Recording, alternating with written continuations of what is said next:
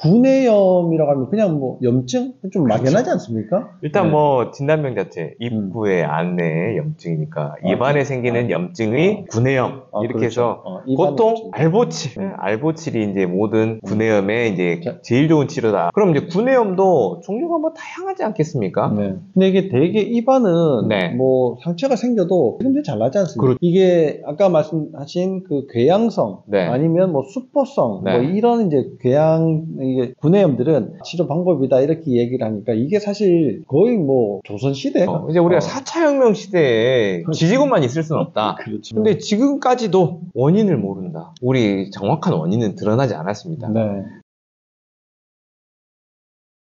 안녕하십니까. 아프지 마셔의 닥터 존스 김준영입니다. 안녕하십니까. 아프지 마셔의 닥터 존스 조준호입니다. 네. 저희 이 영상을 끝까지 보시면 네. 아프지 않고 건강하게 지내실 수가 있을 겁니다. 제가 이제 계속 체면을 걸면서 네. 말씀을 드리고 꼭 끝까지 보시고 아프지 않는 방법을 잘 터득을 하시기를 바랍니다. 이 보통 피곤하다. 네. 그러면 입안에 뭐 생기니까 또 피곤해서 그런가? 네. 이렇게 생각을 하시기가 쉬운데요. 저희가 이제 구강 문제에 대해서 지금 시리즈로 네. 말씀을 드리는 중에 오늘은 구내염, 네네. 염증이 자꾸 생겨요. 뭐 이거에 대해서 이제 설명을 좀 드리도록 하겠습니다. 구내염이라고 하면 그냥 뭐 염증? 좀 막연하지 않습니까? 일단 뭐 진단명 자체 입구의 안내의 염증이니까 입안에 생기는 염증의 구내염 이렇게 해서 보통 알보칠이 이제 모든 구내염의 이제 제일 좋은 치료다. 그렇죠. 잘 모르시는 분이 있을 텐데 알보칠을 한번 탁 바르면 거의 죽음이죠. 죽음이죠. 네, 죽음이죠. 네, 그래서 근데 알보칠이 완치의 방법은 아닐 것이다. 이거에 대해서 조금 먼저 말씀을 드리고, 그럼 이제 구내염도 종류가 뭐 다양하지 않겠습니까? 네. 대표적으로 이제 3가지가 있지만 그래도 우리가 흔히 볼 수 있는 건 이제 2가지 타입이 있는데요. 하나는 이제 패이는 거, 패어버리는 이게 궤양성 타입이 있고, 아니면 뭐 물집 잡히시는 거 이런 이제 수포성 타입이 있겠습니다. 그래서 이제 궤양성 타입이 그래도 흔하지 않습니까? 헐어가지고 굉장히 따끔하고 아픈 것. 그래서 이 궤양성은 아프타성 궤양이 대표적으로 가장 흔하고요. 실제로는 한 60% 이상이 우리 아프타성 궤양이라고 돼 있고, 그 다음에는 이제 외상, 잘못해서 콱 씹었어. 근데 그것 맛있는 또한 거 먹다가 콱 씹고. 근데 그것 또한 그냥 씹어서 생긴 건 아니다. 이 이야기도 조금 나중에 한번 드려보기로 하고. 근데 3번째는 의치를 하신다거나 아니면 입안에 어떤 장치들 뭐 교정을 하신다거나 아니면 뭐 임플란트 했다거나 이런 외상이 아닌 어떤 장치들에 의해 가지고 생기는 이런 욕창성이라고 하는데 욕창성 궤양이 있고요. 그리고 이제 수포성의 대표적인 것이 이제 헤르페스 같은 거, 그리고 아니면 대상포진 같은 것도 입안에 생길 수 있다는 것 좀 아셨으면 좋겠습니다. 근데 이게 되게 입안은 뭐 상처가 생겨도 지금도 잘 나지 않습니까? 그렇죠. 사실 뭐 푹 넘어져가지고 찢어져도 다 붙어버리죠. 그렇죠. 네네. 뭐 이게 살짝만 꼬매놔도 새 문제 붙고 잘 아무는데 이게 아까 말씀하신 그 궤양성 아니면 뭐 수포성 뭐 이런 이제 이게 구내염들은 잘 낫지 않으니까 진짜 안 나와요. 이게 문제예요. 근데 알보칠이 제일 좋은 치료법이다, 치료 방법이다 이렇게 얘기를 하니까 이게 사실 거의 뭐 조선시대, 고조선시대 뭐 이런 느낌으로 이런 거 상처 생기면 인두로 찢어버리잖아요. 그거랑 똑같은 방법이니까 이게 이 의학이라는 게 엄청 발전했고 과학이 계속 발전하고 있는데 이거의 치료법은 진짜 너무 구석기 시대적이다. 그러니까 좀 다른 치료 좀 한번 확인해보고 생기는 원인을 알면 정확한 치료법을 이제 찾아낼 수 있지 않겠습니까? 그죠. 이제 우리가 4차 혁명 시대에 지지고만 있을 수는 없다. 그래서 우리가 왜 이런 일들이 생길 것인가 한번 뒤집어 생각해 보면 당연히 이런 일들이 생길 수밖에 없고 그 말은 앞으로 어떻게 해야 될까 하는 우리가 방향을 정할 수가 있죠. 그럼 일단은 아프타성 궤양, 참 이것도 구석기 시대의 이런 단어라고 하네요. 그러니까 아프타성 굉장히 어렵죠. 이게 아프다 이거 아니에요? 아프다가 아니고 아프지 마시고 아프다가 아니고 아프타스가 궤양이란 말입니다. 그러니까 역전압하고 똑같은 거거든요. 궤양인데 그리스어로 이제 아프타스가 그리스어의 한국어 똑같은 말인데 이렇게 있는 거군요. 그래서 이제 아프타성 궤양이 굉장히 많은데 아마 그럴 거예요. 거예요. 옛날에도 이게 왜 생기는지는 모르지만 사람들이 자꾸 생기니까 그냥 궤양이라는 그냥 진단명을 치신 것 같아요. 순 옛날부터 있었네요. 네. 근데 지금까지도 원인을 모른다. 원인 불명. 원인 모르니까 치료가 그냥 찢어지는 것밖에 없는 거죠. 그래서 보니까 엄마가 그러네, 애기도 좀 그러네, 그럼 유전인가? 그 다음에 아니면 환경적으로 그러나, 이제 아직까지는 이 정도까지밖에 드러나지 않았지 우리 정확한 원인은 드러나지 않았습니다. 네. 하지만 다른 요인들에 대해서는 많이 알려져 있는데, 보통 호르몬이 문제가 생기거나 보통 이제 폐경 이후에 이런 일들이 좀 생긴 경우도 있다고 하고요. 네. 그리고 바이러스나 세균 감염, 우리 이제 말하자면 독감에 걸리거나 좀 막 힘들고, 이번에 코로나 앓고 나서도 막 입안이 다 뒤집어지고 이런 분들 굉장히 많으시죠. 근데 코로나 바이러스가 이걸 직접 자극했다기보다는 결국 면역의 문제들이 생기면서 그리고 대사의 문제가 생기면서 이런 문제들이 생길 것 같아요. 네. 그리고 또 우리가 아셔야 되는 게, 음식물을 잘못 먹어도 이런 일이 생길 수 있다. 무슨 음식물을 뾰족한 거? 그렇죠. 뾰족한 게 공격을 하진 않았을 거고 결국 내가 먹는 음식물이 면역 반응을 일으켰고, 말하자면 이해하기 쉽게 말씀드리면 알레르기가 생겨버린 거고, 네. 그 알레르기 때문에 생긴 그런 면역하고 어떤 염증 대사 산물들이 떠돌면서 공격을 하는 거죠. 그러니까 알러지 그러면 뭐 두드러기 뭐 이런 것들을 가렵고 이런 것들을 흔히 생각을 하시지만 사실 이제 입안에서 생기는 그런 알러지는 궤양성으로 그리고 수포성으로 나타날 수 있고 그런 얘기죠. 그리고 대표적으로 알려진 게, 나중에 제가 설명을 드리겠지만, 장이 안 좋으면 입이 혼다고 그러네요. 그렇죠. 그래서 염증성 장질환인데, 장에 생기는 염증성 질환인데 대표적으로 드러날 수 있는 증상이 구강에 있는 구내염, 특히 궤양성 구내염으로 드러날 수 있다.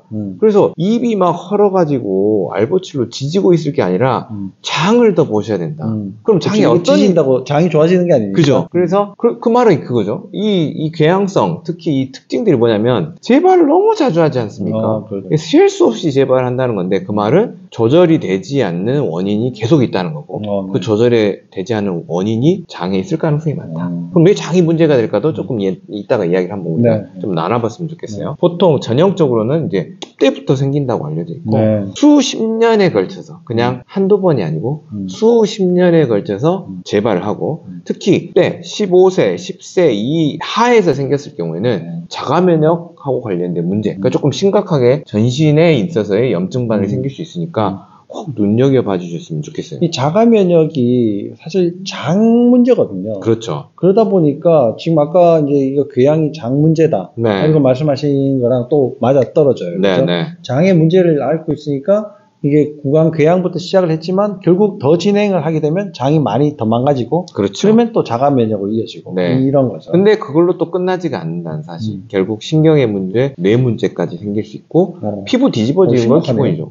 피부 뒤집어지는 건 기본이죠. 그래서 이제 이 아프타성 궤양은 보통 작은 게 있고요, 큰 게 있어요. 그러면 클수록 많이 아파요. 당연히 그렇겠죠. 파인대가 넓으니까 보통 이제 1cm를 기준으로 해서 1cm보다 작으면 소아프타성 궤양, 1cm보다 크면 대아프타성 궤양이라고 하는데 80%는 보통 소아프타성 궤양인 경우가 많습니다. 근데 대로 갈수록 점점 커질수록 결국 통증도 심하지만 잘 낫지도 않고 재발도 자주 하고, 또 나머지 한 10% 같은 경우에는 포진, 그러니까 수포 모양으로 이런 궤양들이 되는 경우가 있는데 이게 특징 자체가 아주 극도의 통증을 느낀다고 돼 있고요. 그 극도의 통증이 이게 좋아지는 것 같지 않을 정도로 재발을 자주 한다는 사실. 이런 분들이 이제 저희 병원에 자주 오지 않습니까? 가라앉나 싶으면 또 생기고, 가라앉나 싶으면 또 생기고. 너무 아파가지고 이런 분들은 실제로는 조금 자극적인 걸 먹고 싶은데 절대 먹지 못해서 그냥 백김치나 좀 먹어볼까 하는데 그것도 힘든 분들. 그냥 그 물에다가 밥 말아 먹는 이 수준이 대부분인 경우가 많지 않습니까? 그러니까 이게 우리가 음식을 씹으면서 혀가 계속 돌려줘야 돼요, 음식을. 근데 그 자체가 이제 통증이 생기는 거예요. 그러니까 이런 음식밖에 못 먹는다는 거예요. 그렇죠. 빨리 넘겨버려요. 그래서 소화도 안 될 거고 더부룩하고 싶고. 그리고 이제 아프타성 궤양 같은 경우에는 우리가 이제 원인은 없지만 우리가 바이러스 감염이라든지 어떤 세균, 기생충 감염일 때도 입이 뒤집어질 수 있거든요. 그래서 이런 걸 좀 감별 포인트를 좀 알고 계시면 실제로 병원을 가서 약을 받을 때도 좀 도움이 되실 것 같아요. 일단 아프타성, 그냥 원인 없이 패이는 경우면 당연히 약도 없죠. 그냥 덜 아프게 하는 게 치료죠. 하지만 원인이 없으니까. 원인이 확실한 것들, 예를 들면 헤르페스 같은 이런 단순 포진이라든지 아니면 대상 포진도 입안에 생길 수 있다는 사실. 그리고 또한 캔디다라는 곰팡이가 입에 생기는 경우면 그때는 약을 써주면 조금 빨리 회복되지 않겠습니까? 그렇죠. 그래서 이 구별점들을 좀 아시는 게 좋을 것 같은데, 일단 단순 포진, 좀 이것도 흔하지 않습니까? 우리 뭐 여기다가 하얗게 약 바르는 게 단순 포진. 그런 경우는 포진이 생기기도 하는데 사이즈가 작습니다. 우리 아까 아프타성은 센티미터가 어쩌고저쩌고 이야기했지만 여기는 미리 단위. 그래서 보통 우리 단순 포진하고 관련된 것들은 한 1에서 5mm 정도가 조그만 게 푹 있게 이런 타입으로 있고, 보통 딱딱한 부분에 잘 생깁니다. 부드러운 부분보다는. 그리고 이제 대상 포진 같은 경우에는 입천장이나 입술 그리고 얼굴 중앙 부분에 생기면서 특징 자체가 내가 문제가 되기 전에 통증부터 생긴다는 사실. 보통 우리가 드러나기 전에 문제가 생기면 내가 이거 아프다 이렇게 생각하지만 그 뒤에 만약에 수포가 생겼다, 그거는 대상포진이니까 특히 얼굴 쪽에 대상포진이 생긴 경우면 빨리 약 드시는 게 좋아요. 만약에 이게 5번 신경하고 관련이 많이 돼 있거든요. 그래서 이 5번 신경하고는 결국 눈에 있는 특수감각들하고 다 연결이 돼 있어요. 예를 들면 귀도 연결이 돼 있고 눈도 연결이 돼 있고 하기 때문에 빨리 항바이러스 제 치료를 해주셔가지고 빨리 낮춰주는 게 도움이 많이 되실 것 같다. 진짜 뭐 심하면 뭐 눈 실명까지 되고 그러니까요. 그리고 이제 아프타성 궤양 같은 경우에는 모양이 페인 부분은 보통 하얀빛이 보이고요. 이 주변에는 조금 이제 붉은빛으로 이렇게 원형으로 보이는데, 우리 캔디다 가면도 적지 않습니다. 실제로 나 이거 입이 좀 백태가 끼나 이렇게 생각하지만 실은 곰팡이일 때가 굉장히 많은데, 보통 하얀색으로 되거나 주변에 이 점막들이 약간 붉은빛, 핑크빛을 띈다? 그거는 이 안에 쉽게 말하면 좀 이렇게 좀 더러운 이야기 될 수 있어요. 무좀균, 말하자면 진균 곰팡이들이 내 입안에 살고 있구나, 이렇게 판단하시고 빨리 접근을 하시는 게 굉장히 중요하겠습니다.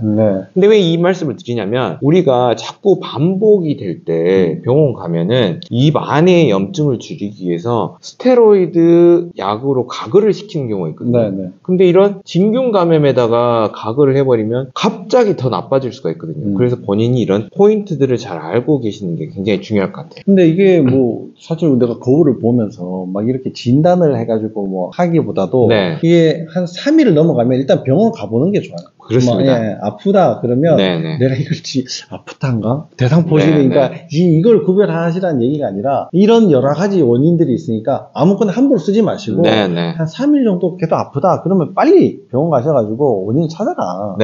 그러면 이제 선생님께서 보시고 빨리 진단을 해주고 적절하게 약을 이제 써주실 거예요. 근데 그렇게 했는데도 불구하고 자꾸 반복이 된다. 이게 이제 문제라는 거죠. 그렇죠. 원인을 모르니까 우리가 그 원인을 이야기를 해드리겠다. 그렇습니다. 마쇼에서 그 원인을 이제 드디어 밝혀드린다. 이런 얘기예요. 그러면 일단은 치료는 없기 때문에 다른 방법으로 이걸 접근을 해봐야 돼요. 자, 입 안에 생긴 염증이다. 근데 왜 반복이 될 것인가? 왜 점막에 반복이 되냐? 그거는 점막 자체에 문제가 있을 거고 그 점막으로 드러난, 쉽게 말하면 드러내는 표현형이지 않을까. 다른 형태의 염증이 점막으로 나타나는, 거기서 좀 포인트를 찾아야 될 거고, 그럼 왜 재발을 하고 이게 뭐 쉽게 말하면 2주가 3주가 4주가 가냐. 입에 찢어지면 그거 한 2, 3일이면 다 붙어버리는데 그 말은 뭔가 회복의 문제가 있지 않을까, 이렇게 좀 보셔야 되는데 그 회복의 포인트를 장에서 찾아보시면 굉장히 좋을 것 같아요. 결국은 뭐 가장 넓은 점막이 장점막이고, 그렇습니다. 구강점막은 뭐 다등등 점막에 해당될 정도로 이제 작은 범위에 있으니까 가장 큰 점막이 일단은 문제가 생겨져 있는 거죠. 그래서 실제로는 이제 여러 가지 연구가 돼 있지만 장과 입은 축으로 연결했다. 뭐 똑같다 보면 되죠. 그리고 입식도 장 아닙니까? 그렇죠. 장과 입과 브레인, 쉽게 말하면 신경계통이 다 연결이 돼 있다. 이렇게 돼 있습니다. 그래서 실제로 장의 염증이 입안의 염증을 만들고 입안의 염증이 다시 장의 염증을 만들고 이런 구조가 되고 그 안에 신경계통이 꼭 끼어 있습니다. 그러니까 gut brain, 그러니까 장, 뇌, 축은 이게 우리가 이제 어느 정도 알고 계신 분들도 많은데 여기에 oral gut brain 축이 연결이 된다. 그래서 실제로 우리가 염증이 발생을 하면 그 염증에 의한 염증 대사 산물들이 쏟아져 나오거든요. 그런 것들이 혈액을 타고 돌고요. 혈액을 타고 돌면서 결국에 신경, 뇌까지도 다 자극을 할 수 있습니다. 그럼 누구를 자극을 하냐? 부교감신경, 특히 장을 담당하고 있는 부교감신경과 장의 통증을 담당하는 교감신경을 자극을 할 수 있거든요. 그렇게 되면 장의 기능들이 또 바뀌게 됩니다.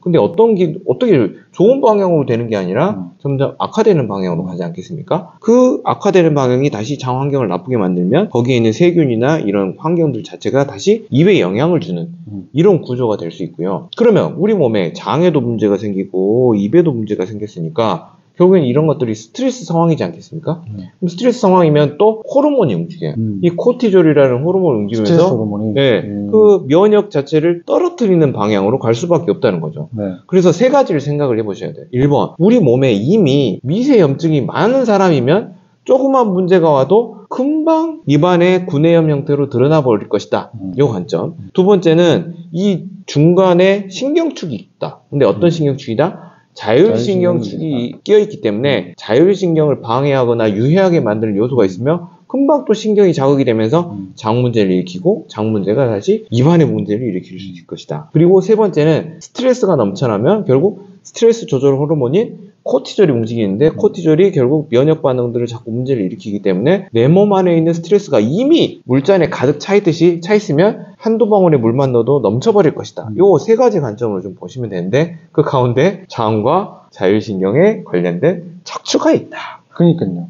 결국은 그럼 얘기를 하실 줄 알았어요. 네. 왜 그러면 장이 움직이고 이런데도 자율신경이 이제 관여가 되고 네. 또 자율신경 자체도 또 문제가 있을 수 있다. 그렇죠. 그리고 스트레스도 결국은 자율신경이 조절을 잘해주면 스트레스 저항력이 좋아질 텐데 네. 여기에 문제가 생겼으니까 이제 스트레스를 더 심각하게 네. 받게 된다 이런 얘기인데 네. 결국은 자율신경의 문제라는 게 척추 문제니까 이렇게 얘기하다가 내 척추로 넘어갈 줄 알았어요. 네, 그렇죠. 그래서 실제로는 우리가 드러나 보이는 문제들, 입안의 문제는 결국 염증과 신경과 그리고 스트레스 문제로 봐야 되고 이 염증과 신경과 스트레스의 문제에는 꼭 자율신경계를 방해하는 요소들이 끼어 있는데 그 두 가지가 장 문제하고 척추 문제더라.